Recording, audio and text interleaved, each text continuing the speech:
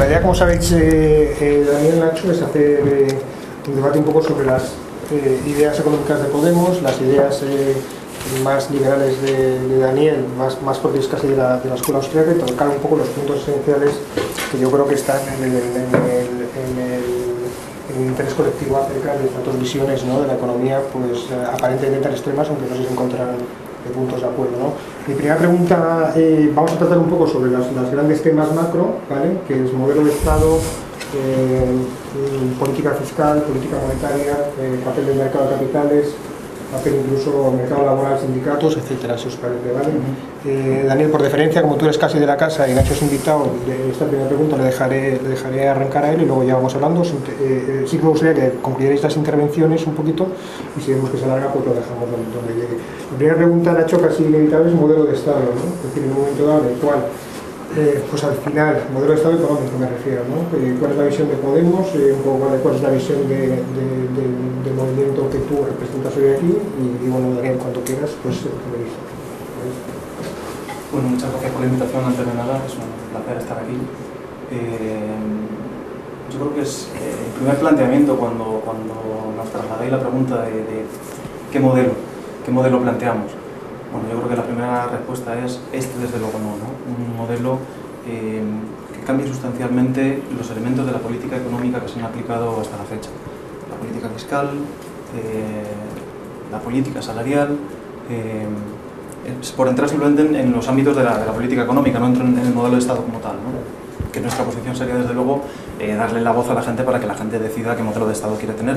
Pero en el terreno económico, de entrada lo que planteamos es la política que se ha venido aplicando desde que empezó la crisis y particularmente en el último periodo de la crisis, donde la austeridad y la devaluación salarial se han impuesto, nos llevan al precipicio, nos llevan a una situación en la cual el crecimiento no se recupera, en donde la creación de empleo no aparece, en donde se generan desigualdades, en donde crece la pobreza. Por lo tanto, lo que plantearíamos es que de entrada lo que hace falta es terminar con eso y dar lugar a un replanteamiento de fondo que habrá un cambio radical en la política económica planteada. ¿Qué se basaría en qué pilares? Pues se basaría en distintos pilares, pero fundamentalmente una serie de elementos, ¿no? En primer lugar, lo que plantearíamos es terminar con la austeridad. Si algo, como planteaba de los últimos informes de la Comisión Europea, si algo hemos visto en 2013 es que aquellos países que han relajado hasta cierto punto las políticas de austeridad son precisamente los que más han crecido, los que han empezado a crecer con más intensidad y por lo tanto a crear empleo en el año 2013, con lo cual el primer elemento es un plan de rescate ciudadano que atienda el principal problema que tiene este país, que es el desempleo, y que se centra fundamentalmente en cortar la política de austeridad y abrir una política fiscal expansiva que permita precisamente atender las necesidades de reactivación económica que tiene nuestra sociedad. ¿Y eso estás hablando de baja de impuestos o de incremento del gasto público? Estoy hablando fundamentalmente de un programa de incremento del gasto público. Yo creo que cuando hablamos del modelo de Estado, primero hay que ver dónde estamos y qué es lo que somos, ¿no? Y no se puede plantear, decir, vamos a romper la baraja sin entender qué es lo que somos y sobre todo partiendo de la base de aumentar el gasto público. Es decir, no podemos haber pasado de un gasto público que era el 33% del PIB al 45% del Producto Interior Bruto, con algunas, y está en todos los estudios de todas las casas económicas, con algunas de las políticas sociales más agresivas, como hemos visto durante la época de Zapatero, en la que casualmente además aumentó la desigualdad a los niveles más altos de la Unión Europea. Y encima no es romper, es que es añadir, porque lo que estamos hablando no es un modelo de Estado en el que se atraiga la inversión, se busque la creación de empleo desde un cambio del modelo productivo. Lo que se está buscando es engordar todavía más una maquinaria que en una economía cíclica no funciona y no ha funcionado. Y además no es cierto que los países que más están creciendo son los que han relajado las políticas de austeridad, porque en España el gasto público aumentó un 49% entre el año 2004 y el año 2010. todos esos países que han relajado un poco su política de austeridad, antes han llevado unos enormes recortes de los que todos nos olvidamos. Nos olvidamos de los recortes que llevó a cabo Alemania, nos olvidamos de los enormes recortes que ha llevado a cabo Reino Unido o Estados Unidos. Y sobre todo, que es algo que me parece curiosísimo, es que están hablando de romper con el modelo, cuando lo que en realidad, si es que en realidad el modelo es el mismo que se ha llevado a cabo durante 70 años, con un desastre manifiesto que lo estamos viendo en la propia política de la Unión Europea, que ha sido punto por punto las cosas que están pidiendo en Podemos. Hasta en Francia han tenido que recular sobre estas políticas. Pero sobre todo es que hay que entender una cosa. La prosperidad no viene del gasto. Aumentar el gasto público y por lo tanto aumentar el déficit de una manera desproporcionada es lo que nos ha llevado al redoblar la apuesta de la crisis a no salir de ella. Los países que están saliendo de la crisis son aquellos que están atrayendo capital. Hay una cosa que a mí me parece extremadamente peligrosa, que es cuando se plantean políticas económicas que son completamente distintas a los países que se supone que están imitando. Están hablando de Finlandia, y Finlandia es uno de los países que tiene la mayor libertad económica del mundo, el puesto 16, de apertura de negocios, de atractivo fiscal, de puesta en marcha de nuevas tecnologías, de atractivo para los inversores privados. Y nos están hablando del gasto público, como si todo lo demás no fuese la causa por la que se puede tener un cierto gasto público. Nos olvidamos que el gasto público no es un derecho, el gasto público viene porque se crea una situación económica que permite generar ese estado del bienestar. El estado del bienestar no viene primero, el estado del bienestar viene como consecuencia de haber creado una economía dinámica y potente. Daniel, me parece que olvidas elementos fundamentales cuando dices que nos queremos parecer a no sé qué economías. Bueno, pensemos por ejemplo en el infradesarrollo que tiene el Estado social en España. La política fiscal española, tanto por el lado de gastos como por el lado de ingresos, da lugar a que el gasto social en España sea notablemente inferior a la media de la Unión Europea. Por ponerte un ejemplo. Vamos, es el 26% del Producto Interior Bruto. Eso no es notablemente inferior, es un punto. Es que no puedes decir un dato que es falso. No, hombre. Es cierto.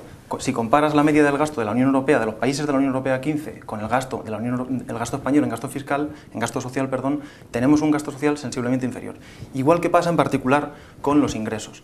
En un contexto como en el que estamos ahora, que es un contexto en el que, particularmente el de los países periféricos de la Unión Europea, que vivimos una crisis fruto del elevado endeudamiento. Ojo, fruto del elevado endeudamiento de las distintas economías, pero no del endeudamiento público, como hacías o como dabas a entender en tu intervención previa, porque pensemos que España, cuando llega la crisis, tiene superávit público y tiene una cifra de deuda pública del 37-38% del PIB, notablemente más baja que la del resto de países de la Unión Europea, sino fundamentalmente debido a un fuerte apalancamiento del sector privado, de hogares y empresas e instituciones financieras.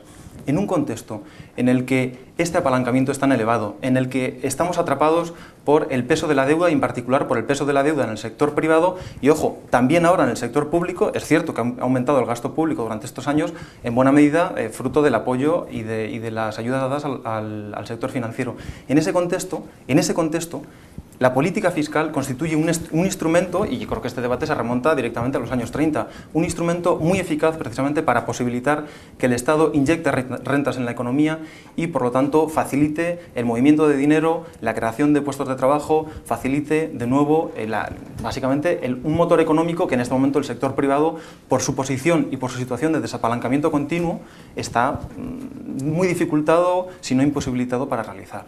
Vamos a ver, lo que está imposibilitado para sacarnos de la crisis ha sido precisamente las políticas de demanda. Precisamente el haber endeudado de manera masiva al Estado en políticas de demanda, en políticas de planes E, de plan Pepiño, de infraestructuras inútiles por todo el país, es precisamente lo que ha hecho. No es cierto, es empíricamente falso que el incremento de la deuda venga por el rescate financiero. El rescate financiero son 63.000 millones y el déficit acumulado en los últimos próximos 6 años es de 470.000 millones. No es correcto.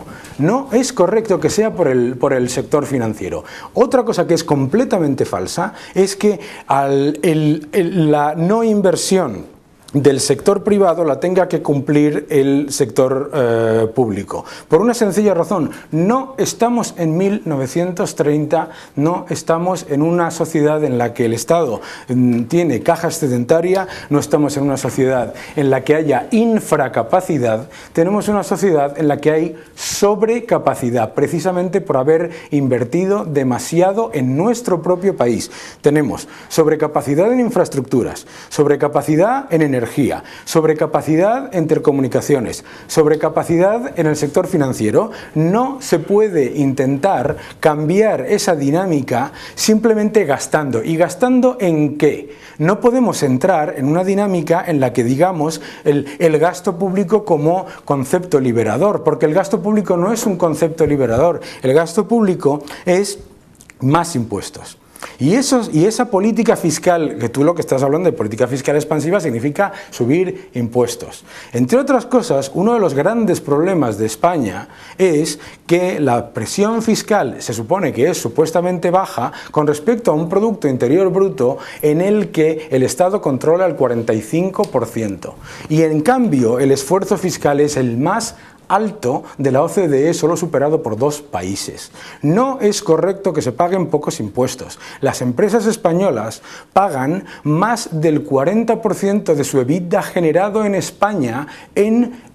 Lo que pasa es que a ustedes lo que les parece que está muy bien y que no cumple ninguno de los países que ustedes utilizan como ejemplo de política social es confiscar los resultados de las compañías en el extranjero y introducir políticas de represión financiera. Eso no ha funcionado, entre otras cosas, en Suecia ni en Finlandia, porque no es lo que se hace. Se ha hecho exactamente lo contrario. Se ha hecho un modelo mixto de gasto público y gasto privado. Se ha hecho un modelo de privatización, no de nacionalización de sectores estratégicos, que es lo que ustedes quieren hacer. Por otro lado, no olvidemos que cuando eran nacionales quebraron.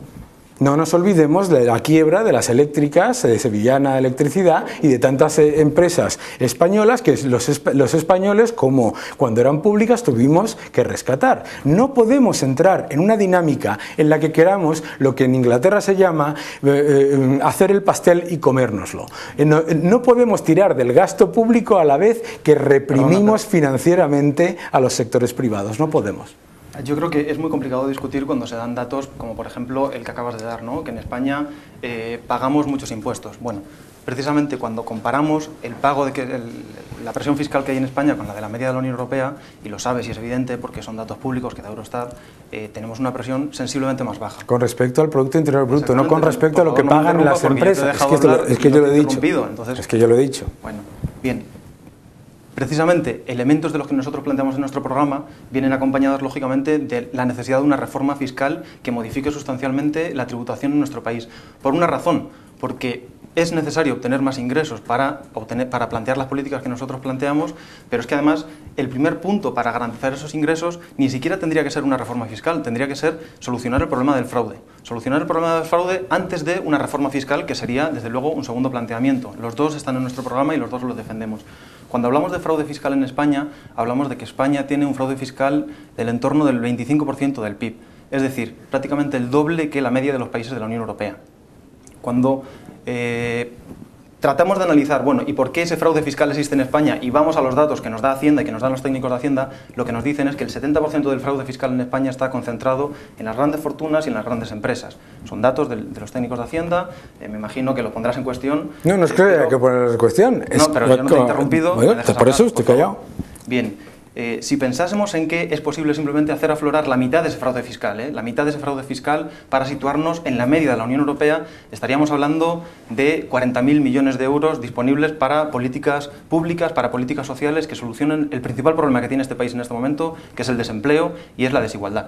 Si pensásemos además que simplemente con equiparar la situación de la presión fiscal en España a la situación que tiene la Unión Europea, La presión fiscal, como sabes, se corresponde con los impuestos sobre el trabajo, pero también con los impuestos, con el resto de impuestos, con la carga sobre la tributación indirecta, con las cotizaciones sociales, etcétera. Bien, simplemente con equipararla a la media de la Unión Europea y tener una tributación fiscal del entorno, una presión fiscal del entorno del 45% del PIB, como pasa en Europa, estaríamos hablando del entorno de 90.000 millones de euros adicionales al año para solucionar los problemas y para atender los problemas y las necesidades que tiene nuestra economía. Que, por cierto, cuando hablabas del gasto público y de que el gasto público no se ha incrementado como consecuencia del rescate a la banca. Hombre, hay diversas estimaciones. Sin ir más lejos, la Caixa estaba haciendo una estimación del entorno del 5% del PIB. Otras estimaciones alcanzan al 10% del PIB de ingresos dedicados a salvar las entidades financieras en nuestro país. Entonces, yo creo que discutir con datos de los yo te he dado los números. 63.000 millones relativo a un déficit acumulado de 457.000. 63.000 contra 457.000. No es cierto que el aumento del déficit venga del rescate a las compañías, a las empresas financieras. No, yo no he dicho que venga exclusivamente de ello. He dicho fundamentalmente. En buena medida viene de ahí. No, fundamentalmente. Cuando llega fundamentalmente la crisis, es la mayoría. Pero ahora hablo. Sí, pero escucha, hay una cosa importante. El impacto que tiene en España, el crecimiento del gasto público se debe fundamentalmente a dos cosas. Se debe a las políticas de demanda. Se debe fundamentalmente a la actuación de los estabilizadores automáticos, que en macroeconomía es evidente, es decir, a las políticas que tienen que ver con el cobro de subsidios por desempleo, en buena medida, porque se destruye empleo a una velocidad muy rápida en el momento en el que llega la crisis como consecuencia del modelo productivo de ladrillo que teníamos, en buena medida, y en otra buena medida tiene que ver con las inyecciones al sistema financiero. Vamos a ver. Ni siquiera estamos entrando a valorar dichas inyecciones. Vamos a ver. Hablando de datos. Claro, primero, datos que te los vuelvo a dar. 63.000 millones contra 470. Lo más importante, en cualquier caso, es recordarle a la gente que en España se ha rescatado a las cajas que eran todas públicas. No solo. Aquí, no, ¿cómo que no? Por favor, los números son evidentes. Los 63.000 millones han ido todos al sector financiero público. Señores, cuando se tiene un sector público tan amplio, cuando se tiene un sector, no me sumes churras con merinas. No vale algo que no está puesto, que no está en la deuda, ni está en, como son los avales, ni está en el déficit para compararlo con el déficit. Aquí hay que comparar números con números correctos. 63.000 contra 400 y pico mil. Y eso no es correcto. Y aquí lo único que se ha rescatado es a las cajas públicas. Cuando quieren ustedes un modelo de banca pública, señores, congratulations, lo tuvieron. Ahora, sigamos con tus argumentos.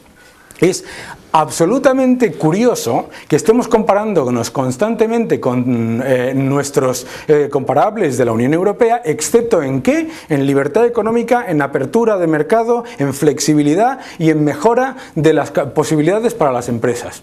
¡Qué curioso! Estamos hablando de un modelo de ladrillo, y ¿quién ha doblado la apuesta en el modelo del ladrillo? Las políticas públicas, los 50.000 millones que se gastaron en infraestructuras que estamos todos pagando, los 12.000 y pico millones gastados en planes uno detrás de otro para tirar por las cestas, para crear empleo y crear empleo neto negativo. ¿Y en qué lo vamos a gastar? Pero sobre todo, repitamos un elemento extremadamente importante para mí, extremadamente importante.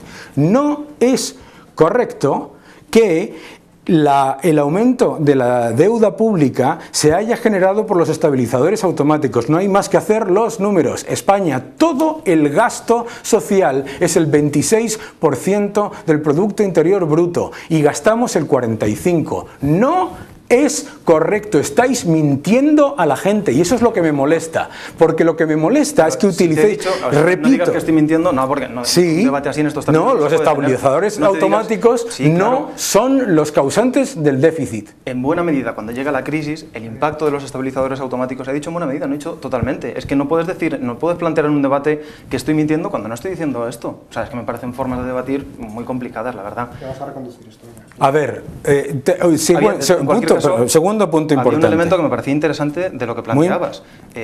Nosotros, desde luego, no estamos planteando la necesidad de que el Estado gaste para volver a un modelo como el modelo de ladrillo, en absoluto. ¿En qué? Precisamente la necesidad de modificar nuestro modelo productivo, la necesidad de hacer cambiar sobre su eje nuestro modelo productivo, primero para que sea un modelo productivo especializado en manufacturas de tecnología alta. En segundo, y no como lo que tenemos ahora, que es un modelo productivo especializado fundamentalmente en gamas medias. Segundo, que sea un modelo productivo que cree empleo, que sea productivo, no como lo que se hizo durante los años previos a la crisis, que desde luego no lo defendemos nosotros, que fundamentalmente fue canalizar la inversión hacia sectores muy poco productivos. Pero además necesitamos generar un cambio de modelo productivo, entre otras cosas, porque el mundo que tenemos es finito y porque los expertos del IPCC nos avisan desde hace tiempo de que es necesario ir avanzando hacia un cambio fundamental en nuestros modelos productivos que los hagan sostenibles y los hagan viables. Bien, todo ese cambio de modelo productivo es sencillamente inviable, como muestra la experiencia de otros muchos países que nos han precedido. Es fundamentalmente inviable en ausencia de políticas públicas que los impulsen, los regulen y los condicionen. En cualquier caso, había otro elemento que me parecía muy interesante de lo que tú apuntabas, porque decías, bien, pero es que además eso tiene que venir acompañado de un entorno de flexibilidad. Yo creo que el mercado de trabajo español se ha puesto, por ejemplo, muchas veces como ejemplo, ¿no? Es un mercado poco rígido. Bien, antes de que se haga la reforma laboral de 2012, si uno ve los datos que da la OCDE, en concreto para rigidez del mercado de trabajo, que es el dato de protección al empleo, la situación española era sobre una escala de 0 a 4, 4 mayor rigidez, 2.6. 2.6 antes de la reforma laboral. ¿Y no te parece alto? Lo que bueno, en una escala de 0 a 4 es difícil discutir, pero sin embargo, el de Luxemburgo era de 2.7, el de Francia y Bélgica era de 2.8. ¿Has visto cómo va Francia? El de Alemania es un ejemplo, me parece. Déjame porque te digo a dónde quiero llegar. El de Alemania era de 2.9, el de Italia de 3. Habitualmente, los economistas que planteáis que la creación de empleo depende fundamentalmente del lado de la oferta, depende de disminuir los costes de la mano de obra, yo creo que olvidáis cómo funciona en realidad la macroeconomía. Tenemos que durante el periodo de la crisis, la respuesta que han tenido las distintas economías a la creación de empleo tiene más bien muy poco que ver con el coste de la mano de obra y con la evolución de la flexibilidad laboral. Tiene que ver fundamentalmente con la existencia o no de demanda en la economía. Ese es el motor fundamental y eso es lo que explica que haya o que no haya recuperación. Tenemos que, por ejemplo, la medida de la tarifa plana del gobierno no está sirviendo para crear empleo. Hombre, se está creando empleo neto. Se está creando muy poco. ¿Se está creando empleo neto? Es un hecho. Se está creando muy poco empleo neto, es decir, se está creando algo de empleo neto, es cierto, pero claro, al ritmo de creación de empleo que tenemos en este momento necesitaríamos 25 años para solucionar el problema del desempleo. Vamos a ver, no puedes decir que estamos creando empleo de forma significativa, porque precisamente es el principal problema que tiene este país. Políticas laborales. Vamos a ver, empecemos, no es una cuestión, la rigidez no son las políticas laborales solo, no es solo eso. Es la burocracia, es las 17 legislaciones distintas y regulaciones en las que los empresarios se encuentran en cada una de las comunidades autónomas con completamente distintas. Segundo, es muy importante... La legislación está unificada a nivel comunitario. La legislación es una cosa y la burocracia es otra. Lo que se tarda en montar una empresa en España es el mayor tiempo de toda la OCDE. Yo he montado una empresa en Reino Unido en un día, en España se tarda un mes y te cuesta 3.000 y pico euros, cuando en Reino Unido te cuesta 0. No es ese solo la rigidez. La rigidez son muchas cosas. La rigidez no son solo las cosas. Nadie está hablando, además no hay ningún economista que hable precisamente desde el lado de la oferta que esté hablando de reducciones salariales. Lo que lleva a los modelos de reducción salarial constante, nunca lo he dicho, nunca jamás. Que se está aplicando. No, esa es la reducción salarial para salir de la crisis. Esa es la política que se está aplicando en este momento. La política que se está aplicando en España es una política que es de pérdida de capacidad adquisitiva. Es una política en la que lo que tenemos es, después de un monstruoso aumento de la capacidad industrial en este país para una demanda que no existía ni siquiera en el año 2006, ni siquiera en el año 2006. Lo que ocurre es que hemos generado una enorme sobrecapacidad. Cuando habláis de políticas de demanda, os olvidáis de eso, que entre otras cosas es el problema que está ocurriendo en Francia y en tantos otros países. Pero además hay otro elemento muy importante. Nadie está hablando de reducciones salariales. Las reducciones salariales ocurren porque se impide el cambio de modelo económico precisamente por la intervención absoluta del Estado. Una de las razones por las que constantemente todos los grupos políticos terminan tirando de la construcción y de la obra civil, es precisamente eso lo que hace que se produzca el efecto depredador, que a las empresas que están creciendo y que han salido maravillosamente de la crisis se les aumenten los impuestos para sostener un gasto público que se ha creado al calor de una burbuja inmobiliaria, 1 a 1 de correlación. En cuando hablamos de rigidez laboral, no es una cuestión de rigidez en cuanto a que todo el mundo tenga que tener contratos temporales, no es esa la cuestión, o que tenga que tener salarios bajos. Cuando hablamos de rigidez laboral es, por ejemplo, unos sindicatos que son precisamente los que están promoviendo mantener una estructura laboral dual completamente injustificada.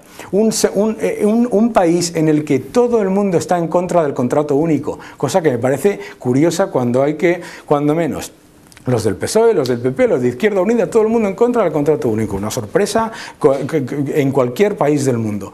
Otro elemento muy importante es que el modelo productivo no se cambia desde el sector público, no solo, entre otras cosas. No, pues escúchame, sobre todo si le estás aumentando al sector privado a la vez para sostener el público el esfuerzo fiscal. El esfuerzo fiscal, recordemos que es lo que yo decía, pero es muy importante entender esto. En España se han gastado decenas de miles de millones por parte de las comunidades autónomas en Invercarias, en centenares de observatorios de las nuevas tecnologías, del cambio climático, de la energía renovable y de todas estas cosas tan fantásticas, y no se ha conseguido absolutamente nada. Los proyectos, de hecho, están muertos unos detrás de otro. Hay que entender, como entendió Finlandia, Suecia, los países nórdicos, dónde empezó precisamente el cambio de modelo productivo tras sus burbujas inmobiliarias, dónde empezó precisamente cuando las empresas privadas empezaron a cambiar su nivel de inversión. Si lo que tú haces como política es atacar a todo aquel que está innovando, atacar a todo aquel que está haciendo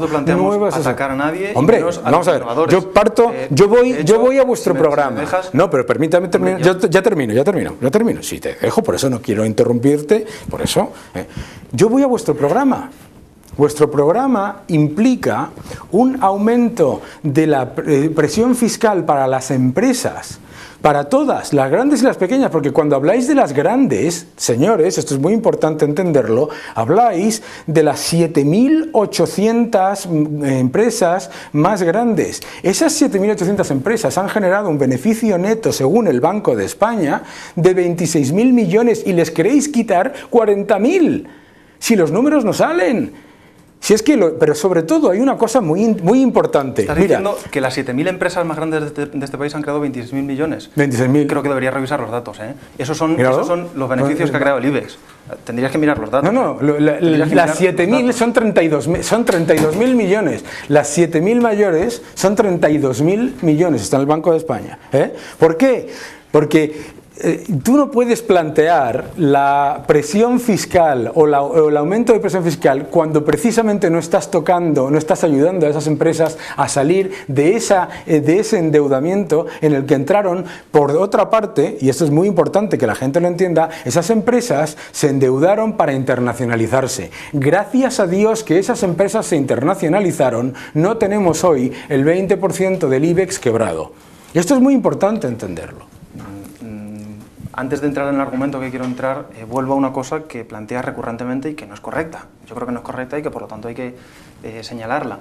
Estoy de acuerdo con que durante el periodo previo a la crisis, en España en particular, nuestro modelo de ladrillo y en particular un modelo de corrupción generó una dinámica de gasto público inútil, excesiva y despilfarradora, en particular en el terreno de algunas infraestructuras. Eso es cierto. Ahora bien, aun siendo eso cierto, no puedes decir que ahí están los orígenes y las causas de la crisis porque, repito, la deuda pública española cuando llega, y no voy a ser yo desde luego quien defienda al gobierno de Zapatero, pero los datos son datos y sobre los datos no se puede hacer, yo creo, juicios inexactos, hay que ser riguroso un poco en los debates. La deuda pública cuando estalla la crisis es el 37% del PIB, no es un problema.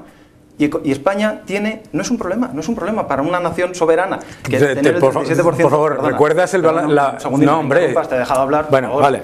y el déficit público no existía, era superávit. Por lo tanto, seguir planteando una y otra vez que la causa de la crisis obedece a la dinámica del gasto público me parece que es irreal y que es faltar un poco a veces a la inteligencia de otros economistas. De hecho, la deuda pública de Francia, de Alemania, de Bélgica, de Italia, en el momento en el que estalla la crisis, duplica la española. La española ha crecido muy rápido. Antes hablábamos de las razones por las que lo ha hecho, pero no puedes plantear eso porque no es riguroso. Pero quiero ir al terreno en el que tú estabas debatiendo. Tampoco puedes decir que no se estén aplicando políticas de recortes salariales, que no sea el objetivo de las instituciones, en nuestro caso del gobierno español y de las instituciones de Bruselas, y no sea lo que plantean la mayor parte de los economistas. Los salarios en España se están reduciendo. Se están reduciendo, basta mirar cualquier indicador, la encuesta trimestral de coste laboral. Hay una reducción de los salarios que tiene lugar de los salarios reales desde el 2010 y de los salarios nominales desde el 2012. Encuesta trimestral de coste laboral hecha por el Instituto Nacional de Estadística, que da lugar a una reducción en la capacidad adquisitiva del 10% acumulada ya para la mayor parte de la población española. Diferente además si uno mira las decilas de población, porque la reducción es notablemente superior en los estratos de asalariados más pobres. Y esa política es la que está hundiendo este país, es la que está hundiendo no solo la capacidad adquisitiva de la gente, sino la que está hundiendo las propias posibilidades de las empresas y de los empresarios a los que tú aludes. Es que en este momento, cuando tú haces encuestas a los empresarios y preguntas, oiga usted, ¿y usted por qué no crea empleo? ¿Y usted por qué no está contratando trabajadores? La respuesta no es que los trabajadores cuesta mucho despedirlos, pero por favor, si vivimos en un mercado de trabajo desde hace muchos años ya, en el que 1 de cada 3 trabajadores tiene un contrato temporal y por lo tanto eso quiere decir que el coste de despido es cero, porque cuesta la no renovación. La no renovación es el coste del despido que existe en un mercado como el nuestro. Y eso, sigo, y eso ha seguido así. ¿Cuál es la respuesta que te están dando fundamentalmente los empresarios en este momento? No creo empleo porque no tengo demanda, porque no tengo expectativas de beneficio, y mis expectativas de beneficio pasan porque yo tenga demanda. Y desde luego, mientras generemos una dinámica de hundimiento de las condiciones de vida de la gente, de hundimiento de los salarios, los empresarios seguirán sin tener demanda. Y mientras empresas y hogares se encuentren en una situación en la que lo que tienen es una losa de deuda sobre sus cabezas, que por lo tanto les dificulta la dinámica habitual de emprender proyectos de consumo y de inversión, lo que tendrán será que desapalancarse, y estamos en un modelo de salida de la crisis, ojo, no digo en una situación similar, digo en un modelo de salida de la crisis similar al de Japón. Es decir, con una dinámica de sobreendeudamiento masiva que parece que nos lleva a una situación de cuasi deflación, de crecimiento nulo, de empeoramiento continuo de las desigualdades y las posibilidades de trabajo de la gente, que bueno, que se puede prolongar y postergar, pues tanto como fue la década perdida en América Latina con este tipo de políticas, o los 20 años que Japón lleva en una semi-recesión, cuando no recesión abierta. Vamos a ver. Primero, el rol de la deuda pública, repetirlo una y otra vez. En España, la masiva apuesta por redoblar, cuando estalla el ladrillo, redoblar la apuesta es parte del problema, precisamente las políticas de demanda. Efectivamente, España tenía una deuda pública baja, sin embargo, España tenía, oh sorpresa, la balanza exterior más alta de todo el mundo, de 94.000 millones. Tenía un déficit exterior de 94.000 millones. Ese déficit exterior de 94.000 millones estaba provocado por las consecutivas, y no es una cuestión de partidos, es una cuestión de política de demanda, por las consecutivas políticas de incentivar la demanda una y otra vez, que lo que ocurre, por supuesto, cuando tú incentivas la demanda artificialmente desde el Estado, ¿qué es lo que ocurre después? Que cuando se crea sobrecapacidad, yo te he dejado hablar, pues cuando se crea sobrecapacidad se destruye mucho más empleo del que se creó con esas mismas políticas. Es el efecto embudo. Es el efecto embudo que cualquier persona que haya estudiado economía sabe, y que es uno de los graves problemas de estas políticas de demanda, incluidas, gracias a Dios que has recordado, Japón. Y por supuesto los países de Latinoamérica, que los estamos viendo como están en este momento y lo que está ocurriendo. Pero para mí es muy importante una cosa: la reducción salarial en España viene de una situación completamente injusta. que es el intentar solucionar un problema de alto desempleo creado después de pinchar una burbuja inmobiliaria a través de aumentar impuestos para sostener el gasto público y a la vez hacer más supuestamente fácil a los demás el contratar cuando no es así. Porque se han hecho dos cosas en España incorrectamente. La primera es no atacar ese gasto público que, por otro lado, estás hablando de despilfarro, pero no hay un solo punto en vuestro programa, ni uno solo, en el que se trate de atacar esos 450.000 millones anuales que nos cuesta el sector público. Entonces, lo importante es, adicionalmente... ¿Pero entonces tú propones terminar con el sector público? Yo no he dicho... No, de hecho, además, mira, es que... En una situación como la de ahora... Nadie ha dicho terminar con el sector público. En este país hay un problema que además tú como economista sabes que hay una cosa que es el stock y el flujo. Cuando tú en el proceso de crisis efectivamente teníamos menos deuda que los demás, pero los demás acompasaron los ingresos y el gasto público y las políticas de austeridad que todos han llevado a cabo de una manera o de otra, más agresiva o menos, todos los acompasaron lentamente. En España lo que se hizo fue una salvajada, que fue darle un empujón enorme al gasto público para incentivar la demanda. Ese aumento del gasto público entre el año 2004 y 2010, que no existe en ningún otro país de la OCDE, del 49%, ese es parte del problema del agujero que se ha creado y en el que, a pesar de tener un endeudamiento supuestamente menor que los demás, lo que creas es un agujero más grande porque el déficit, stock y flujo, el déficit acumulado y el déficit estructural aumenta. Hemos pasado de un déficit estructural del 0,1% del Producto Interior Bruto a un déficit estructural que cualquier economista sabe que anda alrededor del 5%. Otro elemento muy importante es el de las expectativas de beneficios. Tú dices que cuando hablas con empresarios, de verdad que a mí me impresiona ese comentario, porque cuando todo el mundo habla con empresarios, uno se encuentra que las asociaciones de pequeñas y medianas empresas, los grandes empresarios y los no grandes empresarios, los autónomos, todo el mundo habla de burocracia, de un problema de burocracia, de un problema... Las encuestas que se hacen. Yo también, es que estoy hablando de todas estas, desde la Cámara de Comercio, están todas. O sea, todo el mundo habla de un problema de burocracia, todo el mundo habla de un problema de impuestos, porque claro, cuando hablas de impuestos, nos ceñimos a los impuestos que van directamente, nos olvidamos de impuestos regionales, locales, verdes, municipales, de todo, y toda la cantidad de imposiciones que se le ponen a los empresarios. Yo he hablado esta mañana con un empresario en Valencia que me ha llorado porque le exigen en la comunidad autónoma que anticipe unos impuestos por unas facturas que no le han pagado, porque ese es otro problema del que no habláis nunca, el hecho de que la morosidad del sector público es parte de la razón por la que las pequeñas y medianas empresas han sufrido tantísimo, cuando el sector público ha pasado a tener facturas por comunidad autónoma de los 1.000, 2.000 millones sin pagar. Pero hay otro elemento muy importante que es el de la capacidad adquisitiva. Como se sale, sí, que me has dicho muchas cosas, perdóname, la capacidad adquisitiva se mejora de dos maneras. Mejorando la actividad económica, la actividad económica no se mejora con actividades represivas como las que imponéis en vuestro programa. Y segundo, no se mejora, desde luego, aumentando salarios artificialmente relativos a la demanda. Se mejora bajando los impuestos.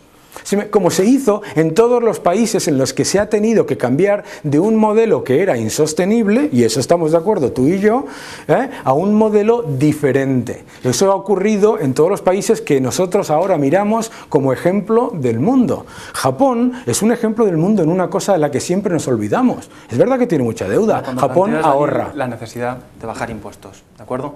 A veces tengo la sensación que quienes os situáis en el terreno del liberalismo, del ultraliberalismo, preferiríais que nos pareciéramos, en lugar de economías socialmente avanzadas, como son aquellas economías que han conseguido construir estados del bienestar dinámicos, sectores privados dinámicos, empleo de forma generalizada para la población, a aquellos países que tienen un infradesarrollo del sector público con niveles de gasto e ingreso, pienso por ejemplo en los países del este, cuando los comparas con los países de Centro Europa, con niveles de gasto e ingreso notablemente inferiores y bueno, pues que tienen situaciones de desigualdad, de desempleo, a los que la crisis les ha afectado mucho más profundamente y por lo tanto, no sé si ese es vuestro modelo, desde luego no me parece un modelo a imitar, perdona. Hablabas anteriormente de que el problema que ha tenido la economía española era el de un excesivo déficit, de balanza de pagos, de balanza de cuenta corriente, es cierto. La economía española, cuando estalla la crisis, tiene en torno a un 10% de déficit por cuenta corriente, que es una de las principales economías, junto con Estados Unidos, por cierto, de déficit de balanza de pagos. Ahora bien, es que es falso seguir atribuyendo al sector público la responsabilidad de dicho déficit. Fundamentalmente tiene que ver con ¿qué? Con un fuerte crecimiento de la demanda interna. Pero es que, ¿qué es lo que explica el crecimiento de la demanda interna? Y de nuevo me refiero a los datos. ¿Qué es lo que explica el crecimiento de la demanda interna durante esos años, no solo en la economía española, fundamentalmente en todas las economías de la cuenca mediterránea y parte de las economías centroeuropeas? El crecimiento de la demanda interna privada. Que ojo, no lo pretendo calificar ni de bueno ni malo, pero es fundamentalmente el crecimiento de la inversión empresarial. Por favor, pero consulta los datos de contribución al crecimiento de la base de datos de la Comisión Europea. Es decir, por supuesto, lo que más aporta al crecimiento económico durante esos años es la inversión privada y es el consumo privado. Las concesiones, por supuesto, es eso. Infraestructuras. Tú no puedes llamar, no puedes discutir sobre datos que no son reales. No puedes llamar sector, no puedes llamar inversión privada cuando se le da, cuando se hace un aeropuerto, no se le puede, cuando se hace un aeropuerto que es una concesión pública. No puedes cuestionar continuamente los datos que da la propia Comisión. ¿Cómo que los doy? Es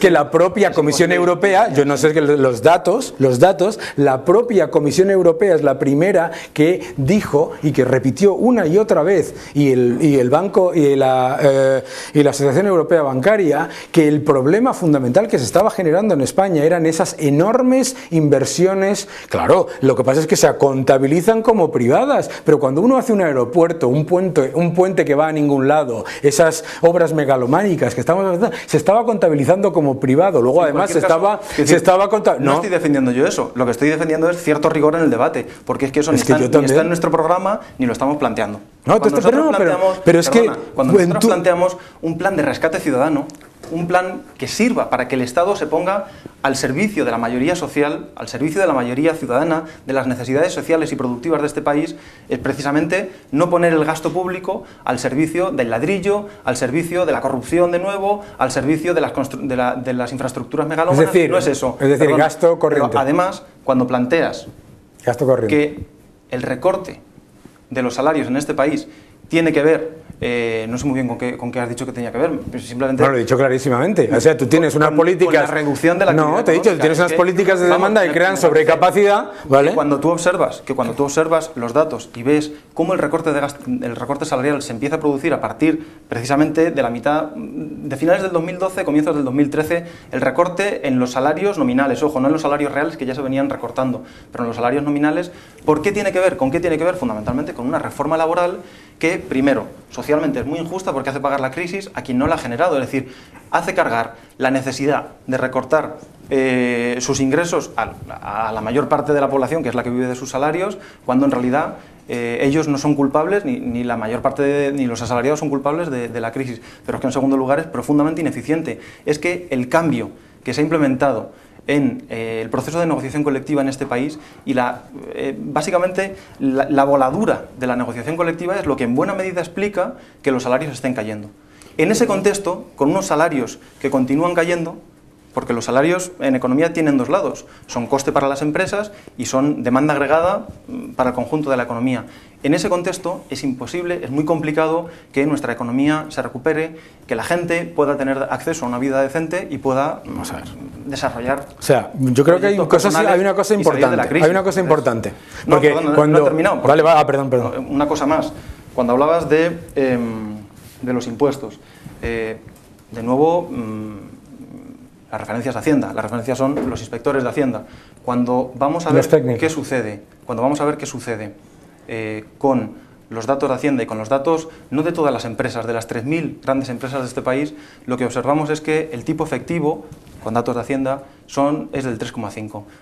La última reforma fiscal lo que planteaba era reducirlo del 30 al 25, el nominal, pero es que cuando tenemos que las 3.000 principales empresas de este país, y tú calculas los datos sobre beneficios y aplicas el tipo que normalmente deberían pagar y no el efectivo, y lógicamente obtienes que ahí el erario público está perdiendo una gran cantidad de ingresos de un tipo efectivo que es injustísimo y que además es ineficiente con la necesidad de que todo el mundo contribuya a sostener la hacienda pública de este país. Y lo que tenemos ahí es un agujero de otros 40.000 millones de euros. Ojo, que no estoy hablando de las pequeñas empresas de este país, que bastante complicado lo tienen ya. Estoy hablando de las 3.000 grandes empresas. A ver, la cifra del 3,5% que repetís una y otra vez, la cifra que repetís una y otra vez, datos del Banco de España. Estáis utilizando los beneficios globales. Las empresas ya están pagando impuestos fuera, las que son multinacionales. Tienes que mirar datos. De aquí. Estoy hablando, claro, y yo también. Pero si tú miras los ingresos de una compañía en todo el mundo y luego lo que paga en España, cuando el 30% de sus activos está en España, te sale un tipo efectivo que parece bajo, pero es incorrecto. Tienes que mirarlo, los tipos que pagan en España. Y esto, por favor, yo te doy. No, pero yo, por eso, yo te digo como eso, que es muy importante, y que por favor que miréis los datos por el Banco de España, porque claro, es como decir que Exxon no paga en Estados Unidos por sus beneficios en Ghana. Pues claro que no, paga en Ghana, ¿eh? Para eso hay una cosa que se llama tratados de doble posición. Segundo, hay una cosa que es muy importante, el tipo efectivo está aumentando porque estas empresas estaban en pérdidas en media estaban en pérdidas solo hace un año y pico. Si es que lo que ha pasado en España es que los beneficios del IBEX han pasado de 60.000 millones, en 60.000 millones, de 60.000 millones a negativo, y ahora han subido a 20.000. Pero han pasado por una caída enorme. Esa caída enorme, además, esto es muy importante que la entiendas, hay una parte que no puedes entender, hombre, la entendés perfectamente, que tienes que dividir entre empresas industriales y bancos. Los bancos tienen todavía una estructura financiera que es muy débil, y entre otros están estos que las cajas públicas nacionalizadas, ¿vale? Ahora, vayamos al tipo. En cualquier caso, el tipo efectivo real en las empresas de España es del 17,7%. Bien, esos datos del Banco de España. Bien, ¿cómo se aumenta ese tipo efectivo? Y ese tipo efectivo, entre otras cosas, no se aumenta aumentándoles la carga fiscal. ¿Por qué? Porque entonces no invierten. Nadie plantea aumentar la carga fiscal, lo que se plantea es escucha, lo que se tiene. Primero, hay una cosa que me he olvidado antes que es muy importante decir. No se puede hablar de fraude, se podrá hablar de que están utilizando medidas legales. ¿Has dicho la palabra fraude? Sí, lo has dicho. No, ¿sí? Antes he hablado de fraude, pues vale, vale. Hablo de ilusión. Son mecanismos legales que permiten que las oligarquías pero vamos a ver, de este país ¿cómo se consigue? Las oligarquías, no, vamos a ver. Estas empresas desgraciadamente legales. Hay que entender, o sea, por favor, por lo menos cuando hablamos de las grandes empresas, hay que entender lo que estas grandes empresas han hecho durante la crisis. Estas empresas durante la crisis han hecho tres cosas que son esenciales para que hoy sigan existiendo, y en vez de haber 4,5 millones de desempleados, no haya 5,5 millones. 6 millones de desempleados. Hay 6 millones de desempleados. El paro... 6 millones de desempleados en España hay. Vamos a ver. El paro... Datos del INE contra EPA, da igual. Bueno, pero es que todo el mundo acepta el dato de la EPA. Oye, perdona, yo estoy hablando, pero me da igual, 6 millones de desempleados. Si es que vamos a ver. O sea, la razón por la que estas compañías durante toda la crisis en España, que es lo que nos importa a nosotros, para los ciudadanos españoles, para que lo entiendan, estas compañías han mantenido más empleados comparado con sus ingresos que ninguna empresa de la OCDE. Comparable cualquiera, cógete una por una, desde Telefónica, ahora te coges de Telefónica, Iberdrola, cualquiera de las empresas industriales, los empleados que tienen con respecto a sus ingresos en España los han mantenido, y ha sido una labor admirable, por lo que deben ser por lo menos reconocidas estas grandes empresas. Segundo, estas empresas se internacionalizaron. Gracias a que tenían la posibilidad de deducirse las inversiones en el extranjero, no tenemos en este país más del 20% del IBEX quebrado.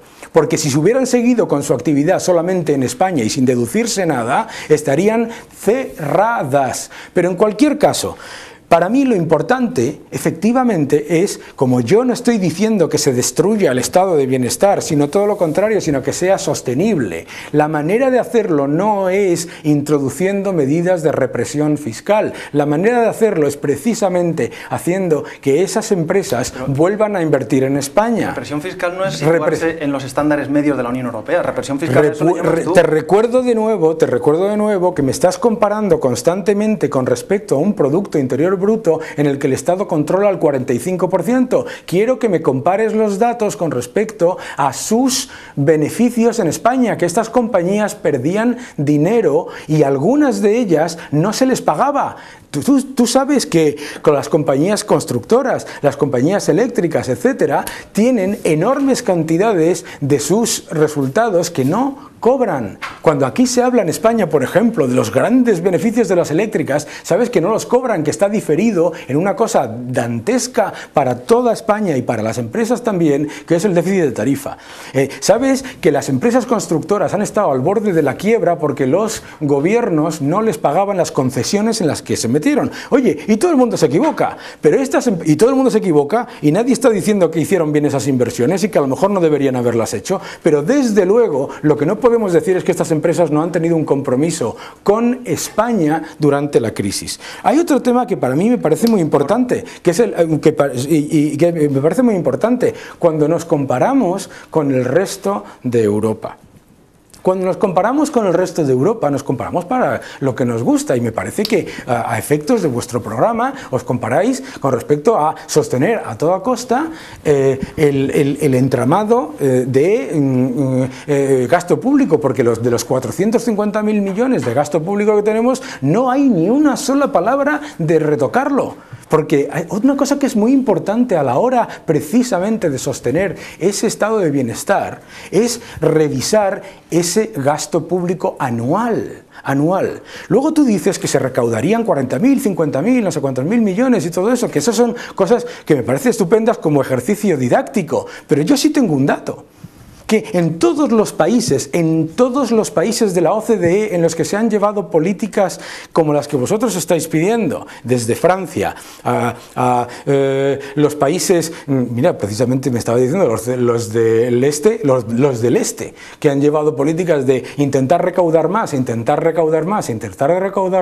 es que se dice, se recaudarían 40.000 millones y no se recaudan 40.000, ni 20.000, ni 10.000, no hay ni un solo ejemplo en la OCDE. No hay ni un solo ejemplo de la OCDE en el que se haya atraído esa cantidad de ingresos públicos. Pero la curva de Laffer está discutida desde hace años. ¿Qué curva de Laffer? Esto no es la curva de Laffer. Esto es la curva del cántaro de la lechera. De hacer una estimación de ingresos. No es la curva de Laffer. No. Esto es muy sencillo. No, pero yo, hombre, es que estaba terminando. Tú estás haciendo una estimación de supuestos ingresos perdidos, que no tienen en cuenta, y se lo he dicho muchas veces a los técnicos de Hacienda, no tienen en cuenta ni las pérdidas de las compañías, ni su endeudamiento, ni su situación con respecto a la hacienda pública en lo que les deben las entidades públicas, es decir, lo que no les han pagado de las facturas de lo que les deben. Bien, en cualquier caso, todo el beneficio de las 7.000 y pico mayores empresas son 32.000 millones. Es imposible, no existe ningún caso en la OCDE, cero, dame uno, cero, en el que hayas sacado como ingresos fiscales adicionales. Déjame terminar, no existe un solo caso, no, es que no puedo terminar la frase, no existe, no, dime un solo caso en la OCDE en el que hayas recaudado más del 100% del beneficio neto de las empresas en supuesta recaudación fiscal. Por favor, yo te pediría, porque no es Banco de España, que revises la cifra de beneficios que tienen las 7.000 empresas de este país. Míralas. Porque, desde luego, la que tú estás dando es la del IBEX 35, poco más. No, sí. Míralas. Sí. No, la tienes aquí, revísalo, te la doy ahora mismo. ¿La tienes? No, es que te la doy. En cualquier caso, lo que te diría es, por resumir un poco y por saltando a otros temas. La política monetaria, sí. Desde Podemos, ¿qué planteamos con relación a estos ámbitos? Con relación a los ámbitos que hemos estado discutiendo. Al ámbito de la deuda, al ámbito de los salarios y al ámbito de la fiscalidad. Lo que planteamos en primer lugar respecto a la fiscalidad es que hay que atajar el problema del fraude fiscal. Que atajar el problema del fraude fiscal, en primer lugar, es una cuestión de voluntad política. En España tenemos un inspector de Hacienda por cada, creo que son casi 1.500, 1.600 habitantes. En Luxemburgo hay uno por cada 700. Es decir, lo primero que hace falta es tener voluntad política para atajar el problema del fraude. Pero además, respecto a la fiscalidad, lo que planteamos es que pague más quien tiene más. Que está en la Constitución, que se desarrolle la Constitución en ese ámbito. Respecto a los salarios, hay que terminar con la política de recortes salariales. No solo porque es injusto desde el punto de vista social, porque hace pagar la crisis a quien no la ha generado, sino porque es ineficiente desde el punto de vista económico, porque impide la recuperación económica. Y desde el punto de vista del endeudamiento, lo que nosotros planteamos es que es necesario en este momento plantear abrir una auditoría pública de la deuda. Necesitamos conocer, saber, identificar cómo se compone esa deuda, qué la ha formado, cómo se están produciendo los movimientos internos de deuda. Porque, ojo, lo que estamos diciendo en este momento no es que no haya que articular mecanismos de impago o de quita de la deuda, que seguramente haya que articularlos. Me parece que lo están planteando premios Nobel como Krugman, como Stiglitz, como Rubini. Hombre, que viene de la Argentina la cosa. Perdona, por favor. ¿Cómo? ¿Sus recomendaciones? En un momento como este es necesario articular quitas, reestructuraciones de la deuda pública, del conjunto de las deudas. Habrá que ver de cuáles, cómo, ¿no? Hay un ejemplo, por ejemplo, de los años 30 en Estados Unidos sobre la deuda hipotecaria. Hay múltiples experiencias históricas de reestructuración de las deudas, tanto privadas como públicas, que permitirían avanzar no solo en una mayor justicia social, sino en una eficiencia económica que permita salir de la crisis y que permita que el sector privado, que en este momento vive ahogado por el peso de la deuda, hogares y empresas ahogados por el peso de la deuda, puedan retomar la senda del crecimiento. Sin esos planteamientos me parece complicado avanzar, desde luego. Fiscalidad, salarios y deuda. A ver, volvamos al tema de la fiscalidad. No, es muy importante porque esto es, vamos, aquí me has pedido los datos, aquí están los datos, Banco de España, datos del Banco de España. Las 3.400 mayores empresas generaron un beneficio de 32.148 millones. 32.148 millones y tú les vas a sacar 40.000, seguro.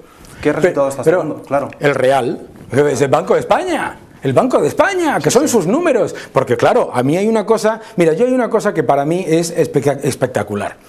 O sea, yo he visto planes económicos completamente alocados del Partido Socialista, de otros, de los partidos conservadores, de todos. Pero yo en mi vida he visto un programa económico en el que en el punto 1,8 se pida cargarse el sistema contable, que es el sistema contable generalmente aceptado en el mundo, que es revisar y prohibir la amortización de los activos.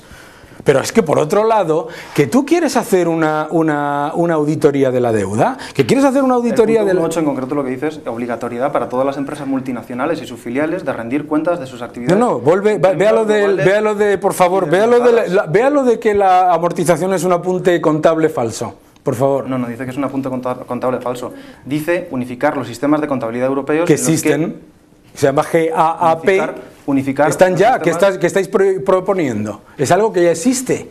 Estáis proponiendo, y ahí está, que el Estado que vosotros controléis decida qué se amortiza y qué no se amortiza. No estáis hablando de sistemas generalmente aceptados que existen en todo el mundo, está en vuestro programa. Eso es una aberración económica. Pero otra aberración económica en cualquier caso, creo que estamos discutiendo ¿sí? de la auditoría de la deuda. No, pero es que todo esto es parte, es la parte de la responsabilidad crediticia, entre otras cosas. O sea, cuando se dice una cosa como esa en un programa económico, a mí se me ponen los pelos como escarpias. Pero en cualquier caso, la auditoría de la deuda.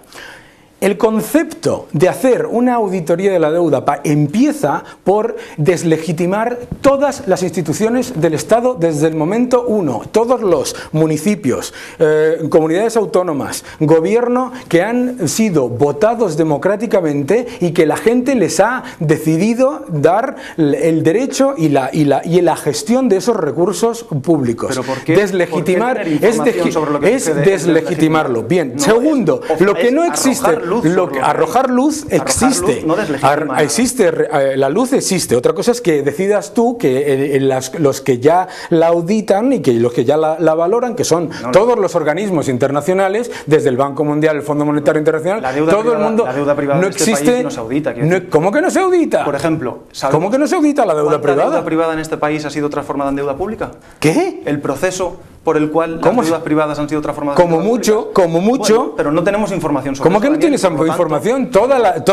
Los 32.000, ¿cómo que la ciudadanía no tiene información? Porque no la busca, porque no la busca, será, porque vamos, todas las empresas de todas esas 3.000 y pico empresas a las que le queréis quitar más del 100% de su beneficio neto, que está ahí, todas esas están auditadas. No sé qué dices que no está auditado. O sea, no lo puedo entender. Abrir un proceso de auditoría de la deuda supone fundamentalmente trasladar a la ciudadanía un doble debate. El primer debate es arrojar luz sobre cómo se ha producido, que la ciudadanía no lo sabe, pero si es que es obvio, los procesos de socialización de las pérdidas en este país, los procesos por el cual el Estado y en particular el gasto público han servido para solventar, que a lo mejor es necesario hacerlo, pero es que será necesario que tengamos el debate, solventar los problemas del sistema financiero de este país. A ver, en segundo lugar, abre otro debate, que es la necesidad de que procedamos a reestructurar la deuda. Vamos a ver, pero yo, como estaba en mi parte, yo os he dejado hablar. Vamos a ver, no es cierto, no es cierto. La deuda se paga con crecimiento, entre otras cosas. Me has citado a los dos señores que son los mayores defensores de más endeudamiento, Stiglitz y Krugman. Es que alucino. O sea, por un lado quieres hacer una auditoría y el posible impago, no, el inmediato impago, porque ¿qué es lo que ocurre? No, permíteme, que yo me dedico a esto. Día 1 que entráis en el gobierno, decís, hoy empezamos la auditoría de la deuda. Y además, esto es importante entenderlo, vosotros pedís aumentar, hacer esa auditoría de la deuda a la vez que pedís más déficit. Esto es muy importante entenderlo, que eso es algo que no existe en ninguna parte del mundo. Sí, está en vuestro programa. No, está en vuestro programa. No, está en vuestro programa aumentar el límite de déficit. Está en vuestro programa. No, a mí no me cuentes cosas que no están en vuestro programa. Bueno, pues ya está. Todavía no me cuentes cosas que no están en vuestro programa. Pero vuestro programa se mueve alrededor de cómo se va la cosa. Como el de todos los partidos. Como me reconocerás. Como el de todos los partidos, y en realidad límites establecidos en la Constitución de un país sobre el grado y el límite de la deuda pública. Pero perdona, vuelvo al punto. Primero, la soberanía nacional de un parlamento. La soberanía nacional es gastar más. No, la soberanía nacional. La soberanía nacional es gastar más. Entonces, ¿por qué hay que auditar la deuda? Un gobierno democráticamente elegido puede hacer aquello que tiene que pero tú lo quieres auditar porque esos gobiernos que estaban democráticamente elegidos ya no te valen. Es curioso. No, o sea, aquellos gobiernos que estaban... aquellos no, el mío sí. No he planteado eso, Daniel. ¿Cómo que no? No seas demagogo, no he planteado ¿Cómo eso. que no? Lo que digo es que cuando uno establece, además, con nocturnidad y alevosía, como hicieron PP y PSOE con el cambio constitucional, por obligación, porque están forzados por poderes externos, cuando establece un corsé sobre la política, sobre la política fiscal, tal y como está recogido en el artículo 135 de la Constitución, lo que está estableciendo es confiscar las posibilidades de soberanía política y de soberanía nacional que tendrán los gobiernos futuros. Lo que hay en la Constitución, lo que hay en la Constitución es el Tratado de Estabilidad de Maastricht, que ya estaba firmado, que estaba firmado por todos democráticamente. Sí. Luego, o sea que no me estás hablando de una democracia líquida en la que vamos decidiendo. Vamos decidiendo que ahora sí se puede tomar más déficit, pero sobre todo hay un tema porque era mi turno, sobre todo, día 1 en el que dices, somos el gobierno de Podemos, vamos a auditar la deuda y además vamos a aumentar el límite de déficit. ¿Cómo te financias? ¿Cómo te financias? Hombre, ¿cómo te financias? Lo primero que hay que plantear es que en este contexto es necesario ir dando pasos en un proceso de alianzas con otros países de la Unión Europea para que las reglas fundamentales de la Unión Europea sean modificadas. Para hacer default.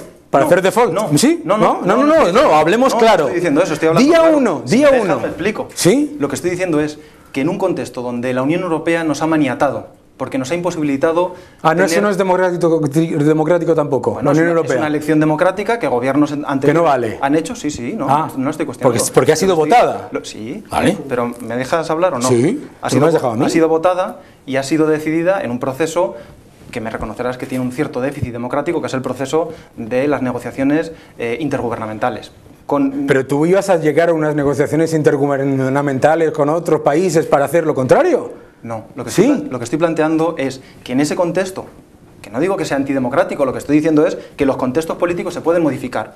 Sí. Y precisamente... Pero bien, ¿cómo te financias? ¿Cómo te financias? Día 1. Precisamente en ese contexto, una de las cuestiones que es necesario modificar es que el hecho de que el Banco Central Europeo sea una institución que tiene prohibido prestar a cualquier poder público pero que puede prestar al sector privado, que puede prestar a la ¿Por banca qué tiene privada. prohibido prestar al poder público? Entre otras cosas, el balance del Banco Central Europeo... Los estatutos europeos impiden que el No Banco Central Europeo no lo financie impiden. directamente a los estados. Vamos a ver. Y entonces Sí, la deuda pública... eso es Perdón, los normativa 40.000 millones que ha europea. comprado de deuda Europeo. pública los ha comprado así de extranjis, así, ¡ay, qué me da! ¿Me estás diciendo que el Los 40.000 millones que ha comprado de deuda el Banco pública... Central Europeo permite monetizar la deuda? ¿Me estás diciendo que los 40.000 millones de deuda pública no los ha comprado? ¿No ha comprado deuda pública el Banco Central Europeo?